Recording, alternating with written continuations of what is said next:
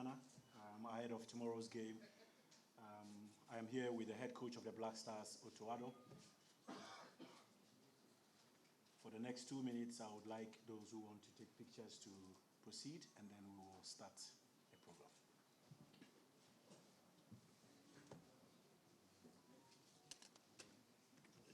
Okay. Yes, yes. Checking something.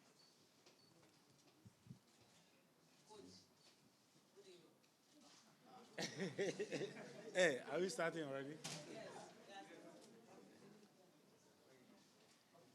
Simon, head coach of the Black Stars, Otto Addo, is here. Coach, the media is ready for you. Tomorrow we have a big game against Sudan. You started training on Monday.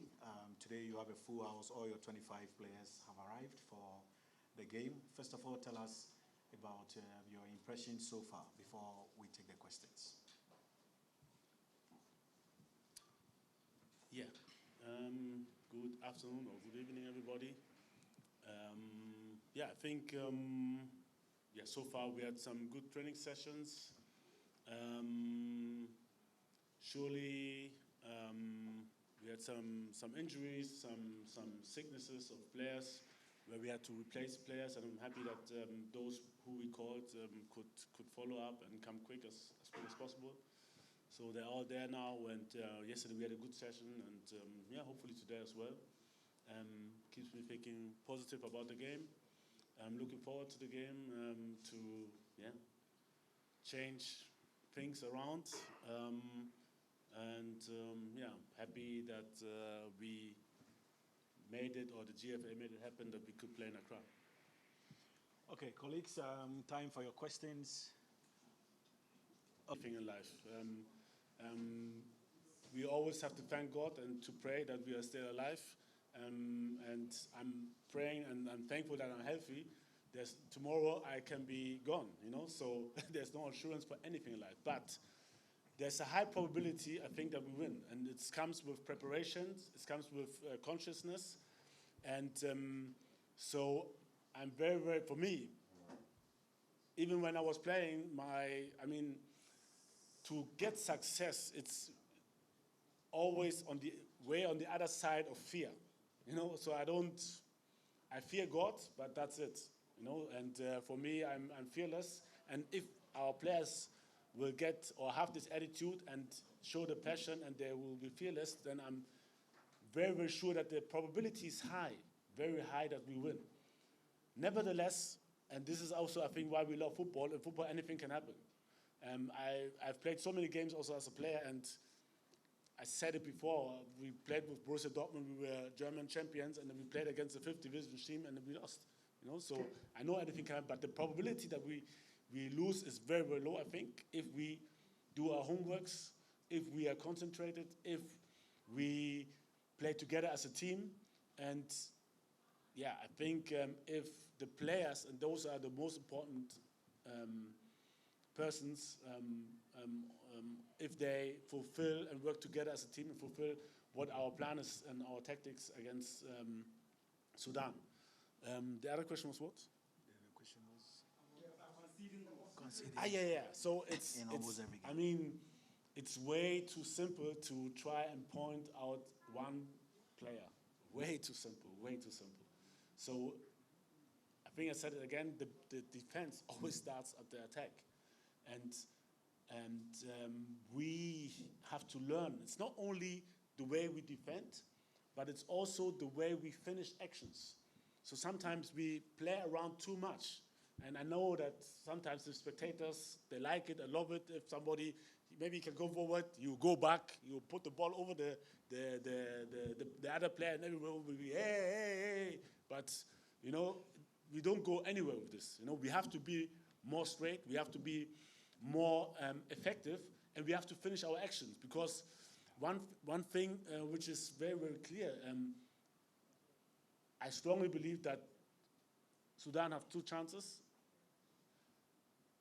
offensive transitions and set pieces. And once we finish our action and we stand with our block, we won't concede a goal. And the past has shown also that the goals we conceded were always like counter attacks or maybe set pieces. And this is what we need to avoid. They're very good in this.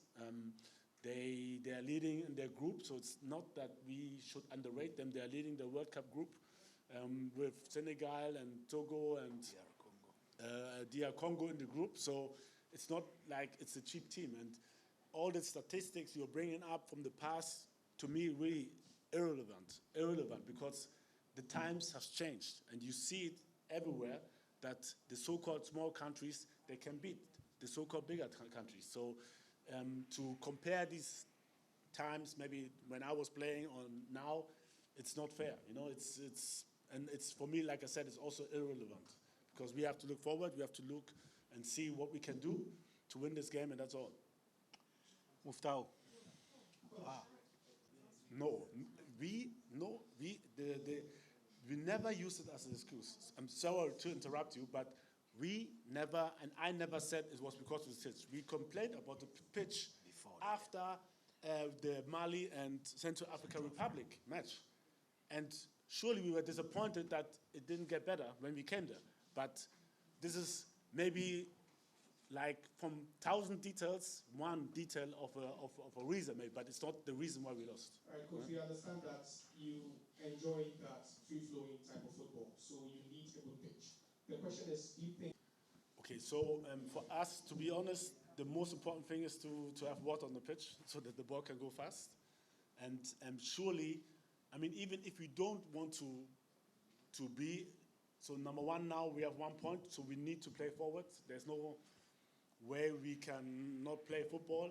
And the second thing, and I said it when I started my job, and I think we're doing it, we're playing good football, but surely we have to be successful.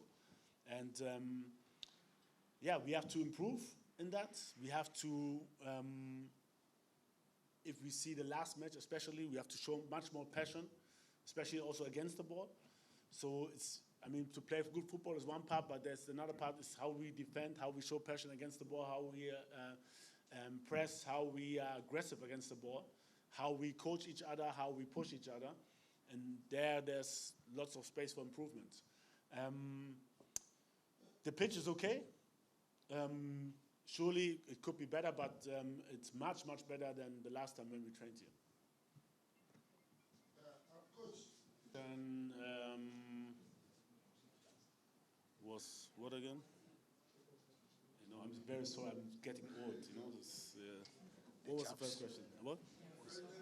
Yeah, president. Yes. So I think this is like the first time maybe it was recorded, but you know, in this job, pressure is one of the principles. You know, it's not a new situation for me. So it was the same when, let's say, I came here the first time and we played against Nigeria.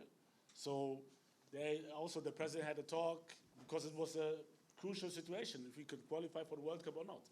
The same thing happened when we played before Mali. You know, so sometimes it's good, and I understand the situation is very, very crucial. So sometimes it's also good if somebody comes and steps up to back up my words, you know. And I'm also talking to the players. My staff is talking to the players, the importance of the game. And so we always try to push each other. And I think it was a good talk. And hopefully it woke everyone up to show the passion which is needed on the field to win this game. In the absence of Thomas Partey. Yeah, we always not happy if player which we called are not there, but to be honest, I don't use too much time to think about that. We are looking forward, so we are looking for what we can do, what we can influence. I can't influence if somebody's sick or injured or whatsoever, and we are happy that our replacements came in time, and they're here to help us, and this is what we're looking at. And yeah, I'm sorry for the guys. Wish them a speed recovery, and that's it. They're all professionals. Surely it's not an easy situation, but I think with time in the game, with a good transition on the pitch of the plan, confidence will come, and it will help us to win the game. And we are trying to prepare the guys, the boys, as best as possible. And the more we know what will happen, the more we know about the solution, and we concentrate and we focus on our solutions during the match, the more easier it will be for each and every player to fulfill his performance. And I hope that everybody listens well and everybody is focusing on this game, on his job, defensively but also offensively. And if we do that, and even try to be positive and confident, even if mistakes happen, and mistakes will happen, we will create chances maybe where we don't score, like in Angola, but we have to push each other again and again and again, and then at the end, I'm very, very sure we will be rewarded. All right. Yeah, I can't tell you what we're going to do, but surely these kind of situations happen in football, and football is a team sport. Each team has key players, that's true, but we don't rely on one player. And surely, sometimes me as a coach, I have to rethink, but this is my job.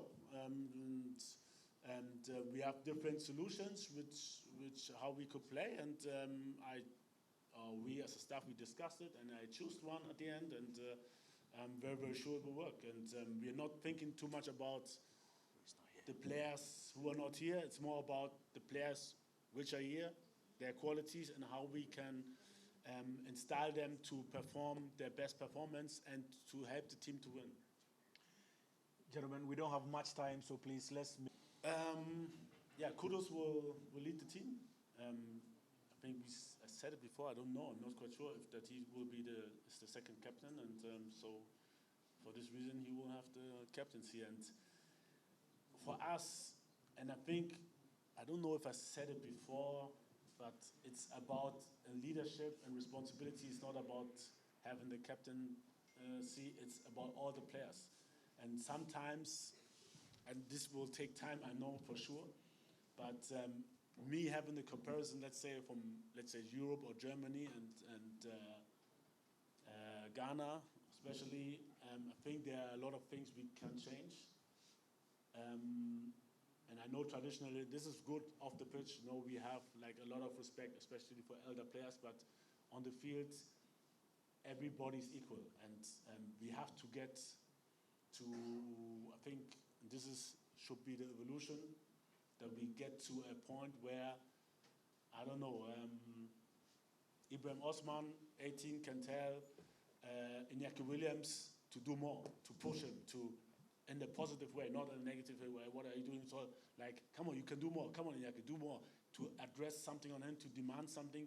And we have to get there that no matter what age you are or how old, that you can criticize another player, even if he's older, but also the understanding from the elder player to take it, to push it. And if you are demanding, it brings pressure on yourself, because you can't just talk and demand something from somebody while you're not working yourself.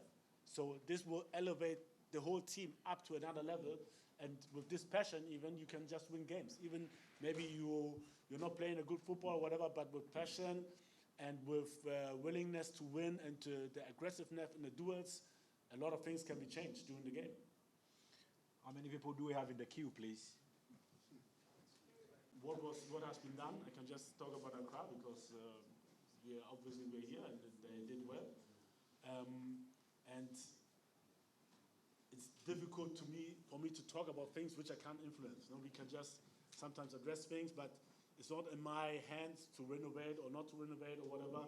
I'm happy, like I said before, that we can play this match here.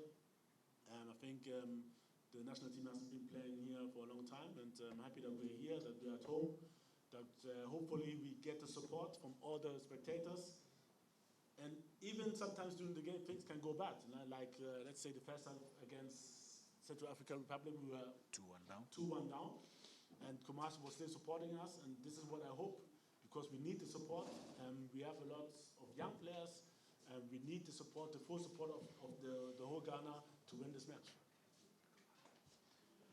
Osikani? First, everybody is ready. Surely we have some few issues here and there, but the medical department has been working day and night to get everyone ready. And today everybody's training. So I hope that everybody will be ready for tomorrow. And the first question, What our passion? yeah, okay. I mean, the danger sometimes in leading is, and we had a lot of ball possession, so it was a little bit, yeah. I mean, these are the danger parts of football. Sometimes you have a lot of ball possession, and even while you're leading, the opponent is staying behind, and we were a little bit, is it lethargic? Yeah, lethargic, and we didn't show enough passion. And this is, I hope that all the players learn about from it, and me, I have to, there's so many things which I have to think about, but this is also one of the things surely I will address, that we show the passion and also the yes, I call it defensive discipline, to be ready for everything. And there were lots of scenes which we discussed also, when we all there at I don't know, we had a meeting 2 or 3 days ago, and showed them the video from the last games, and there's some things like normally we shouldn't talk about, which should be basic, and surely I will address that, because these are basic things. If you don't have this in the game, you can always concede a goal, and we have to stop this, and I hope, and I'm very, very sure actually from the reaction I saw from the players, the understanding that we won't see this phase again of the team. I'll pick the last two. The last two. Yeah, I think I can only speak about the games where I was the head coach. So it's difficult to me to take, I think, 8 games. It's difficult to take all the games in conclusion. I think you all saw the games, especially the last 2 games, and how we conceded the goals. It was very, very unlucky, to be honest.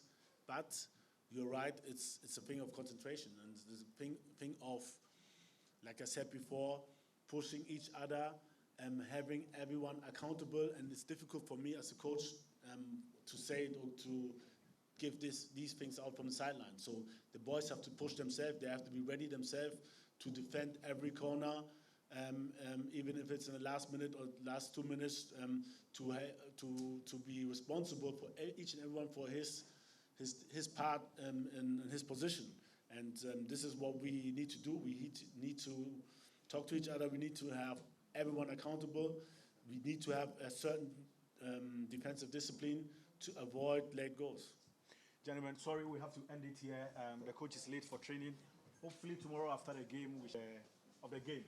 The first 15 minutes of the training is open. Please, let's respect the time and leave after the 15 minutes period. Let's respect the time and leave after the 15 minutes period. We don't want a situation where the police will chase you, so please, let's respect